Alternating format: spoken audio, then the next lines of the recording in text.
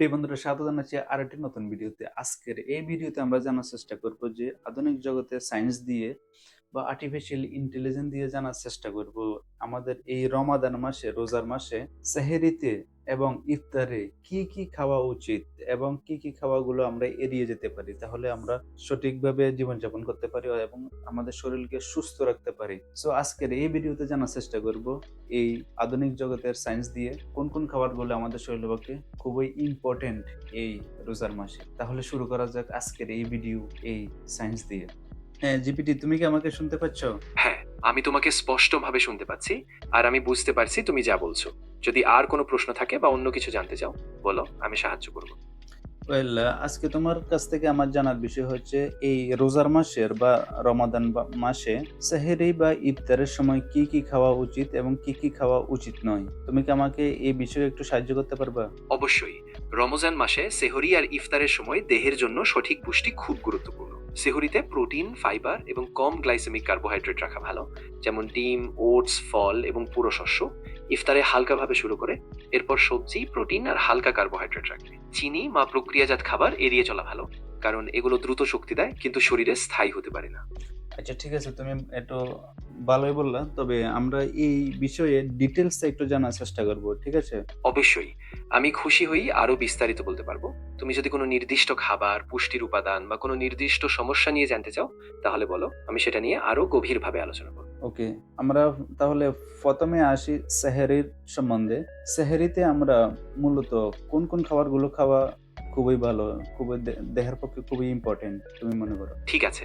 সেহরির সময় সবচেয়ে গুরুত্বপূর্ণ হলো প্রোটিন এবং ফাইবার সমৃদ্ধ খাবার, কারণ এগুলো ধীরে ধীরে শক্তি দেয়, যেমন ডিম, দুধ, ওটস, বাদাম এবং ফলমূল। এছাড়া পানি বেশি করে পান করা খুব জরুরি, যাতে সারাদিন হাইড্রেশন ঠিক থাকে। ওয়েল, তাহলে প্রোটিন কেন এত গুরুত্বপূর্ণ আমাদের শরীরের জন্য, এই বিষয়ে কি বলতে পারো? হ্যাঁ, প্রোটিন খুব গুরুত্বপূর্ণ, কারণ এটি আমাদের শরীরের পেশি, কোষ এবং এনজাইম গঠনে সাহায্য করে। এটা শক্তি সরবরাহের পাশাপাশি দীর্ঘস্থায়ী শক্তি দেয়, দেহের ক্ষয়ক্ষতি সারাতে সাহায্য করে আর দীর্ঘ সময় পর্যন্ত শক্তি ধরে রাখতে সাহায্য করে। ওয়েল, তাহলে সেহরির মধ্যে আমরা কোন খাবার গুলো কম খেলে ভালো হয় বা শরীরের জন্য ক্ষতিকর? দেখো, সেহরিতে খুব বেশি চিনি বা প্রক্রিয়াজাত খাবার এড়িয়ে চলা ভালো, যেমন কেক, কুকি, ফাস্ট ফুড। এগুলো দ্রুত শক্তি দিলেও শরীরে স্থায়ী থাকে না, ফলে দ্রুত দুর্বলতা বা মাথা গোড়া হতে পারে। তাই হালকা, পুষ্টিকর আর কম চর্বিযুক্ত খাবারই ভালো। আচ্ছা, ঠিক আছে, তাহলে এখন সেহরি গেল। তাহলে এখন আমাকে বলো, সারাদিন রোজা রাখার পরে ইফতার হচ্ছে আমাদের খুব একটা ইম্পর্টেন্ট, যখন আমরা সে খানা আবার শুরু করি। তাহলে ইফতারের মধ্যে আমরা কি কি জাতীয় খাবার খেলে সবচেয়ে ভালো? সায়েন্স কি বলে? বিলকুল। ইফতারের সময় ধীরে ধীরে শরীরকে শক্তি দিতে হবে। প্রথমে একটু খেজুর বা পানি দিয়ে শুরু করা ভালো, যাতে হালকা শক্তি আসে। এরপর সহজ পচনশীল খাবার, যেমন স্যুপ, সবজি এবং পরিমিত পরিমাণে প্রোটিন, যেমন মুরগি বা মাছ খেতে পারো। ধীরে ধীরে পুরো ব্যালান্সড খাবার নিলে শরীর ভালো রাখে, আর বেশি ভারী খাবার এড়িয়ে চলা ভালো। ওয়েল, এটা খুব একটা ইম্পর্টেন্ট জিনিস বললে লাস্টে।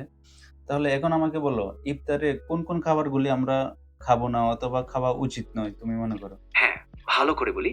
ইফতারে আমাদের খুব চর্বি বা ভাজা খাবার এড়িয়ে চলা উচিত, যেমন ফাস্ট ফুড, মিষ্টি কিংবা অতিরিক্ত চিনি। বরং হালকা, পুষ্টিকর খাবার, যেমন ভাপা সবজি, স্যুপ, সালাদ এবং পর্যাপ্ত পানি খেলে শরীর ভালো থাকে আর শক্তি ধীরে ধীরে ফিরে পেতে সহায়তা করে।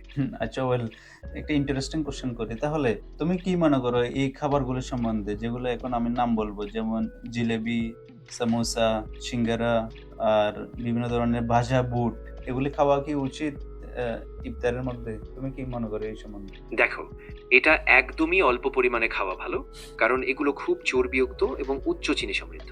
একদম প্রথমে একটু খেয়ে তারপর হালকা পুষ্টিকর খাবারের দিকে ফোকাস করা ভালো। তবে সম্পূর্ণভাবে না খেলে খুব বেশি সমস্যা হবে না, শুধু ভারসাম্য রাখতে হবে। আচ্ছা, ঠিক আছে, তাহলে এই রোজার মাসে অথবা এর ফাস্টিং এর সময় পানি এবং ফল কতটা গুরুত্বপূর্ণ?